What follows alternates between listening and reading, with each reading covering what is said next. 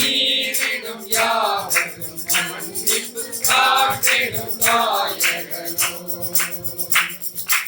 காட்டலை நீரிடும் யாவரும் மன்னிப்பு காட்டிடும் நாயகனோ ஜீவனின் ஆத்மமுதா ராகம் தீர்த்திடும் மானமுதா ஆவலையே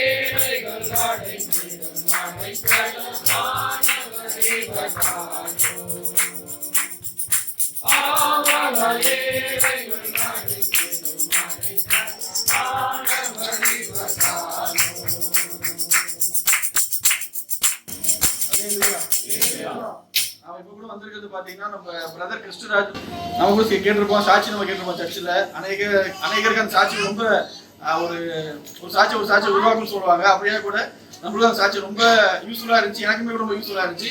அப்படியே கூட பென்சுஜன் பிரதர் கூட இங்க சேர்ந்து அவங்கள்ட்ட பேர் சேர்ந்து இந்த நம்ம வீட்டில் வச்சு நம்ம இந்த கேரட் சர்வீஸ் நம்ம பண்றோம். கிறிஸ்து பேர் நச்சே சொல்லுவாங்க. நம்ம இப்போ ஒரு வசனத்தை வாசிச்சு நம்ம அதுக்காக நம்ம பண்ணுவோம். அருள்தாஸ் அவர்கள் 1ஆம் அதிகாரம் 18ஆம் வசனம். இயேசு கிறிஸ்துவின் ஜனனத்தின் கர்வமாவது அவருடைய தாயாகிய மரியாள் யோசேப்பின் நியமிக்கப்பட்டிருக்கையில் அவர்கள் கூடி வரும் முன்னே அவள் பரிசுத்த ஆவியினாலே கர்ப்பவதியானாள் என்று காணப்பட்டது. அவள் புருஷனாகிய யோசேப்பு நீதிமானாய் இருந்து அவளை அவமானப்படுத்த மனதில்லாமல் இரகசியமாய் அவளை தள்ளிவிடலாம் யோசனையாய் இருந்தான். அவன் இப்படி சிந்தித்துக் கொண்டிருக்கையில் கர்த்தருடைய தூதன் சொப்பனத்தில் அவனுக்கு காணப்பட்டு, தாவீதின் குமாரனாகிய யோசேப்பே, உன் மனைவியாகிய மரியாளை சேர்த்துக்கொள்ள ஐயப்படாதே. அவளிடத்தில் உற்பத்தியாக இருக்கிற பரிசுத்த ஆவியினால் உண்டானது. அவள் ஒரு குமாரனை பெறுவாள். அவருக்கு இயேசு என்று பெயரிடையாக, ஏனெனில் அவர் தமது ஜனங்களின் பாவங்களை நீக்கி அவர்களை ரட்சிப்பார் என்றான். தீர்க்கதரிசியின் மூலமே கர்த்தரால் உரைக்கப்பட்டது நிறைவேறும்படி இதெல்லாம் நடந்தது. அவன் இதோ ஒரு கன்னிகை கர்ப்பவதியாகிய குமாரனை பெறுவாள். அவருக்கு இம்மாலு என்று பெயரிடுவாயாக என்று சொன்னான். இம்மானுவேல் என்பதற்கு தேவன் நம்மோடு இருக்கிறார் என்று அர்த்தமாம். யோசேப்பு நித்திரத்திலிருந்து எழுந்து கர்த்தருடைய தூதன் தனக்கு கட்டளையிட்டபடியே தன் மனைவியை சேர்த்து கொண்டு அவள் தன் முதற் பேரான குமாரனை பெறும் அளவு அவளை அறியாதிருந்து அவருக்கு இயேசு என்று பெயரிட்டான் என்பதே. ஆமென். இந்த வசனத்துல 10ஆம் வசனத்துல பார்த்தோம்னா, அவள் புருஷனாகிய யோசேப்பு நீதிமானாய் எழுந்து அவளை அவமானப்படுத்த மனதில்லாமல் ரகசியமாய் அவளை தள்ளிவிட யோசித்தான். அப்ப பாத்தீங்கன்னா யோசேப்பு பாத்தீங்கன்னா அவன் பார்த்தா ஒரு நல்ல நீதிமானா இருந்திருக்கிறான்.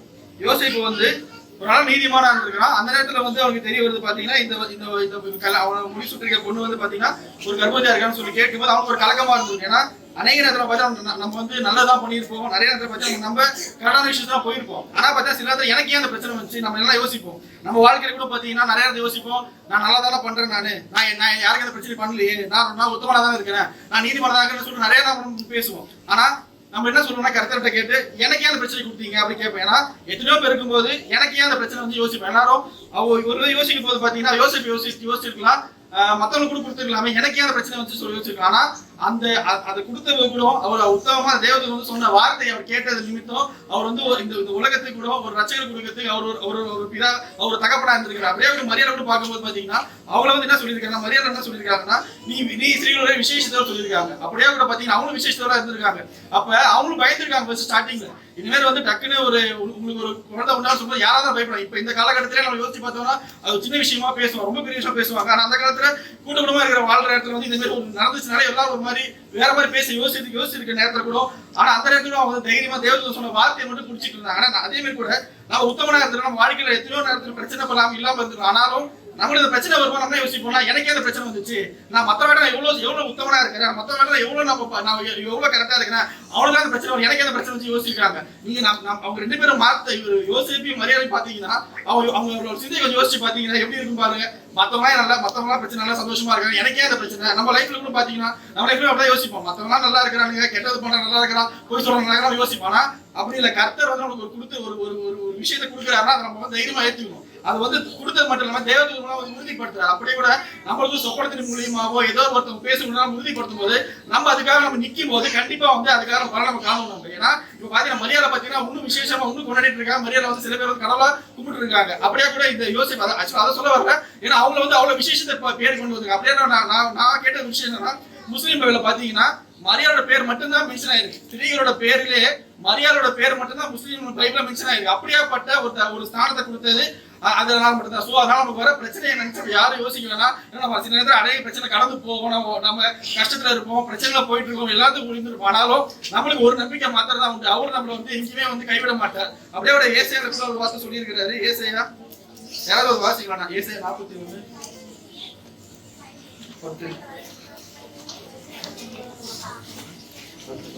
நீ பயப்படாதே, நான் உன்னுடனே இருக்கிறேன். திகையாதே, நான் உன் தேவன். நான் உன்னை பலப்படுத்தி உனக்கு சகாயம் பண்ணுவேன். என் நீதியின் வலதுகரத்தினால் உன்னை தாங்குவேன். அப்படியே ஒரு வசனம் சொல்றது என்னன்னா, நீ பயப்படாதே, நான் உடனே இருக்கிறேன்.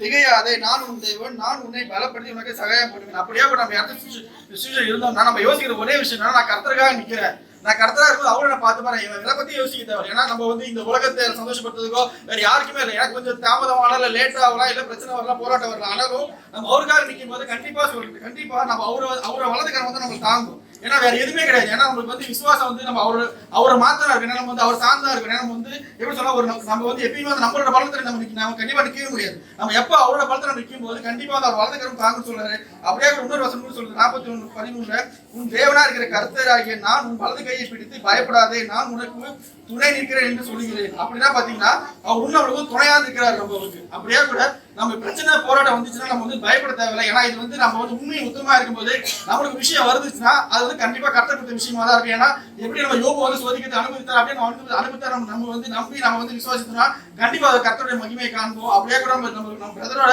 நம்ம சாட்சி கூட கேட்டோம். எவ்வளவு வாழ்க்கையில சாட்சியில நம்ம பார்க்கும்போது ரொம்ப ரொம்ப அற்புதமா கடவுள் நடத்தி வந்து கொண்டிருந்தார். அப்படியே கூட இப்ப கூட அவர் கூட மேபி சப்போஸ் நான் மாற பிறகு வாழ்க்கை யாரும் நினைக்கும் போது அவர் சொல்ற ஒரு வார்த்தை என்னன்னா, ஏன்னா கர்த்தர் மாத்திர பிறகு அநேக சோதனைகள் போராட்டங்கள் வரும். அப்படியே கூட எதுவும் திறந்து விடாம உண்மை நம்ம வந்து அவருக்காக நிற்கும் போது கண்டிப்பா அப்படியே கூட நம்ம ஜெயம் பெறுவார். அப்படியே கூட சுஜிந்தரை பத்தி கூட நான் யோசிக்கும் போது பார்த்தா எனக்கு வந்து ஒரு விஷயம் வந்து வந்ததுன்னா, அநேக போராட்டங்கள் பிரச்சனைகள் மத்தியிலும் ஆனாலும் அவர் வந்து ஒரு கை விடவே இல்லை. ஏன்னா நிறைய பிரச்சனைகள் போராட்டங்கள் மத்தியில கூட இருந்தாலும் ஆனால் அவர் சொல்ற வார்த்தை நான் உன்னோடனே இருந்து உனக்கு நம்ம பெரிய காரியம் செய்யணும்னு சொன்ன பிரகாரம் அப்படியே கூட அவர் மத்தியில கூட இருந்திருக்காரு. ஏன்னா நம்ம நினைக்கிறதுதான் நம்ம சின்ன பிரச்சனை நினைச்சு நம்ம சில வந்து விட்டு விலகிடுவோம், சில யோசிப்போம், பண்ண முடியாது சொல்றோம். ஆனா கருத்தை சொல்றது நான் உங்க கூட இருக்கிறப்பா, நீ எதுக்கு பயப்படாத, நான் இருக்கும் உனக்கு என்ன பிரச்சனை அப்படின்னு சொல்லும் போது நம்ம என்ன பண்ணுவோம், எதுக்கு பயப்படக்கூடாது, எதை பார்த்து பயப்பட அப்படியே நிற்கும் போது கருத்தை கண்டிப்பா நம்ம தலையை உயர்த்தி ஒரு நாள் வந்து கண்டிப்பா மாத்துறோம். அப்படியே கூட சுஜின் ஆசிரியர் வைணது சர்ச்சை கூட பொறுப்பை கூட சுஜின் பார்த்துட்டு இருக்காங்க. இந்த நேரத்துல கூட அந்த பிரதருக்கு நிறைய போராட்டங்கள் பிரச்சனைகள் இருக்கலாம். அவர் இன்னும் சப்போர்ட் தேவைப்படும், நிறைய பேர் இன்னும் தேவைப்படுவாங்க. ஆனாலும் கூட எந்த கலக்கமும் எந்த பயமும் இல்லாம எப்படி யோசிப்பு வந்து சொன்ன மாதிரி உங்களுக்கு கூட வாழ்க்கையில ஒரு எடுத்து நல்லா நடத்துமாறு அப்படியே கூட நான் முடிக்கிறேன். அப்படியே கூட நம்ம இப்ப கூட இந்த கிறிஸ்டரா பிரதருக்காகவும் பென்சுக்காகவும் தயா அவர்கள்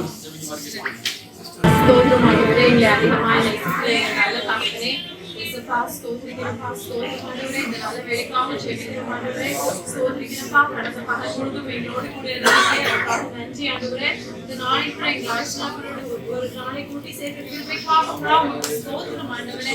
அப்பா ஸ்தோத்திரம் ஆண்டவரே. அப்பா இந்த ஃபேமிலிக்காக ஜெபிக்கிறோம் ஆண்டவரே.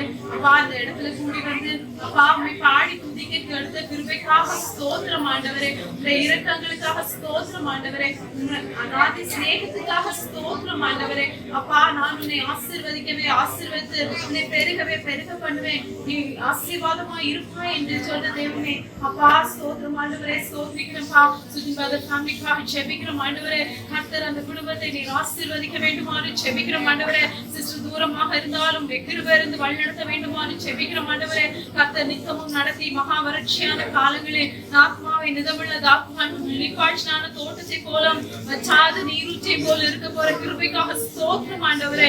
அப்பா அப்படியாக நாங்கள் இந்த குடும்பத்தை நாங்கள் ஆசீர்வதிக்கிறோம் ஆண்டவரே. அப்பா நீர் குடும்பமாக நீர் குடும்பத்தை நீர் ஏற்படுத்துகிற தேவன் ஆண்டவரே.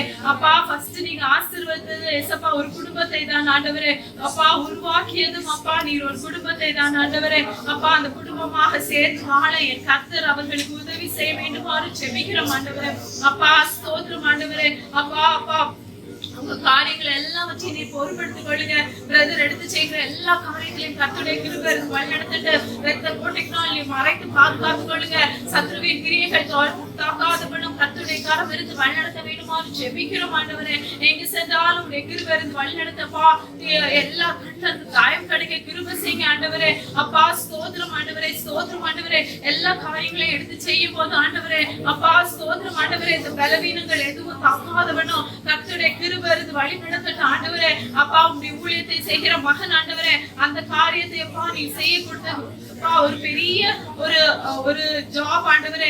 அப்பா அந்த இடத்துல நீங்க அவரை ஆசீர்வதிக்க வேண்டுமாறு ஜெபிக்கிறோம் ஆண்டவரே. அந்த சபையை நடத்தி செல்வதற்கு எல்லா கிருபையும் நீங்க கொடுக்க வேண்டுமாறு ஜெபிக்கிறோம். அப்பா ஞானத்தை புத்தியும் அறிவையும் விவேகத்தை நீங்க கொடுங்க ஆண்டவரே. பரிசுத்த ஆவியால நிரப்பப்பட்டு ஆண்டவரே அப்பா சமாதானம் சந்தோஷமாட்டு எல்லா காரியங்களையும் செய்து முடிக்க என் தேவன் அவங்களுக்கு பலப்படுத்த வேண்டுமாறு ஜெபிக்கிறோம்ப்பா.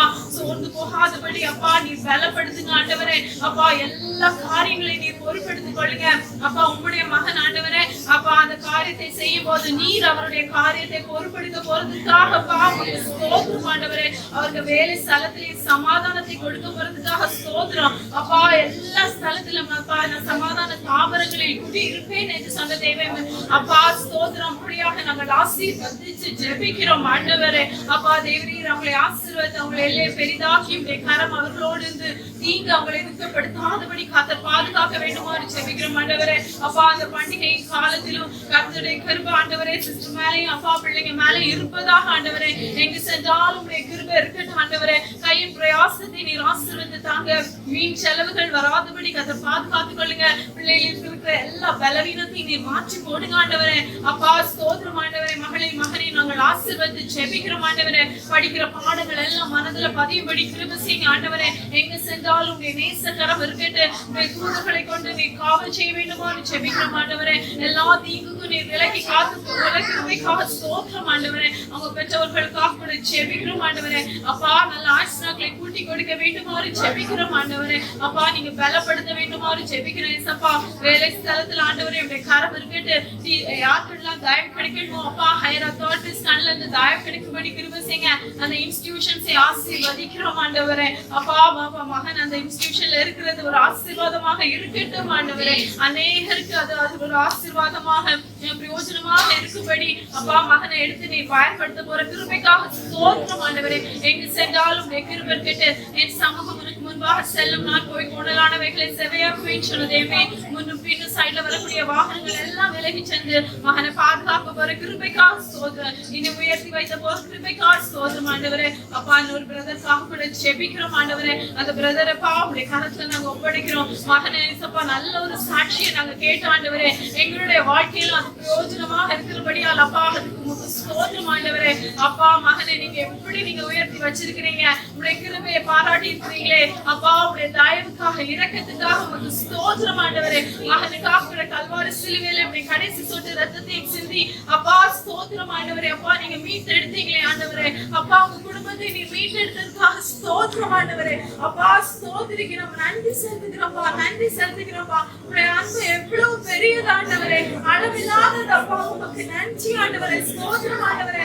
ஆராய்ந்து முடியாத காரியங்களை வேண்டி முடியாத செய்கிறவரே அப்பா உமக்கு ஸ்தோத்திரம். எண்களை கதவுகளை விரும்பி காட்பாடுகளை முறிக்கிறவரே அப்பா உமக்கு ஸ்தோத்திரம் ஆண்டவரே, ஸ்தோத்திரம் ஆண்டவரே. மகனை நீ உயர்த்தி வைக்க போற கிருபைக்காக ஸ்தோத்திரம் அப்பா. மகன் இன்னும் மென்மேலும் அவங்களும் உங்க குடும்பம் சாட்சியாக இருக்கட்டும். அநேகருக்கு அது பிரயோஜனமாக இருக்கணும் ஆண்டவரே.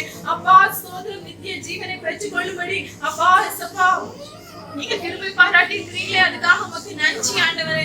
அப்பா மகன் செய்யற வேலையில அப்பா உடைய கரம் இருக்கட்டும் ஆண்டவரே. கை பிரயாசத்தை நீர் ஆசீர்வதித்தாங்க. சொன்னதை செய்ய மனமும் கைவிடாத தேவனே உமக்கு ஸ்தோத்திரம். ஈசாக்கு விதை விதைத்த போது ஆண்டவரே அப்பா 100 தனையான பலனை கொடுத்தீங்களே அப்பா. ஏசிக்கு சித்தனா மறைந்து ரெகோபோத்து தொடங்கிச்சே அப்பா உமக்கு நன்றி ஆண்டவரே, நன்றி ஆண்டவரே. ஈசாக்குக்கு எல்லா பொறுமையும் கொடுத்து ஆண்டவரே நீங்க வழி நடத்தினீங்களே அதே போல இந்த மகனுக்கு எல்லா காரியத்திலையும் நீ நல்லவராக இருந்து வழிநடத்த போற கிருபைக்காக ஸ்தோத்திரம் ஆண்டவரே. அப்பா ஸ்தோத்திரம் ஆண்டவரே. அவங்க குடும்பத்தை ஆசீர்வதிக்கிறோம். சிஸ்டர் பிள்ளைங்களை ஆசீர்வதிக்கிறோம் ஆண்டவரே. தூரத்துல இருந்தாலும் உடைய கரம் இருந்து வழிநடத்தட்டு அவங்க தேவைகளை சந்தித்தருங்க. என்ன தேவைகளோடு இருக்கிறாங்க எங்களுக்கு தெரியாது ஆண்டவரே, ஆனாலும் நாங்கள் ஆசீர்வதித்து ஜெபிக்கிறோம் ஆண்டவரே. கர்த்தர் அந்த சமாதானத்தின் தேவன் ஆண்டவரே, அவங்களை நீங்க வழி நடத்துங்க ஆண்டவரே. ஒரு நேரத்துல கூட சோர்ந்து போக கூடாது ஆண்டவரே, அவங்களை பலப்படுத்துங்க. எந்த பலவீனமும் தாக்காதவன கர்த்தர் பாதுகாத்துக் கொள்ளுங்க ஆண்டவரே. அப்பா ஸ்தோத்திரம் ஆண்டவரே, பலவீனம் தாக்காதபடி அப்பா உங்களுடைய தழும்புகளால் அவங்க குணமாகட்டும் ஆண்டவரே. அப்பா எல்லா பலவீனத்தையும் மாற்றி போட கிருபைக்காக ஸ்தோத்திரம் ஆண்டவரே, ஸ்தோத்திரம். இன்னும் அநேக சாட்சிகளை நாங்க கேட்க போற கிருபைக்காக ஸ்தோத்திரம் ஆண்டவரே, ஸ்தோத்திரம் ஆண்டவரே. அப்பா அவருடைய வேலை ஸ்தலத்துல உங்களுடைய கரம் இருக்கட்டும் ஆண்டவரே. அப்பா ஸ்தோத்திரம். அப்பா அவங்க ஹையர் அத்தாரிட்டி ஸ்டைல்ல இருந்து தயவு கிடைக்க கிருபை செய்யுங்க ஆண்டவரே. அப்பா அவங்க சோர்ந்து போகாதபடி பலப்படுத்துங்க. மகன் அந்த கம்பெனியில இருக்கிறது ஒரு ஆசீர்வாதமாக இருக்குன்னு அவங்க கண்டு கொள்ளட்டும் ஆண்டவரே. கை பிரயாசத்தை ஆசீர்வதித்து தாங்க. வீண் செலவுகள் வரக்கூடாது ஆண்டவரே. ஹalleluya. எங்க சென்றாலும் அப்பா உங்களுடைய தூதர்களை கொண்டு நீ காவல் செய்ய போற கிருபைக்காக ஸ்தோத்திரம், ஸ்தோத்திரம், ஸ்தோத்திரம் ஆண்டவரே. எல்லாவற்றையும் ஆண்டவரே இயேசுவின் மூலம் ஜெபிக்கிறோம் பிதாவே. ஆமென். ஆமென். கர்த்தரே ஸ்தோத்திரி. ஆமென். கர்த்தரே ஸ்தோத்திரி. கர்த்தரே ஸ்தோத்திரி. ஆமென். We wish you a Merry Christmas, Merry Christmas, Merry Christmas.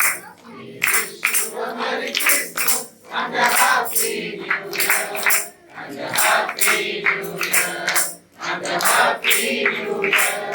We wish you a Merry Christmas and a Happy New Year. கர்த்தருன்னை கிருபையாக வைத்தார், நீ கலங்காதே மகனே.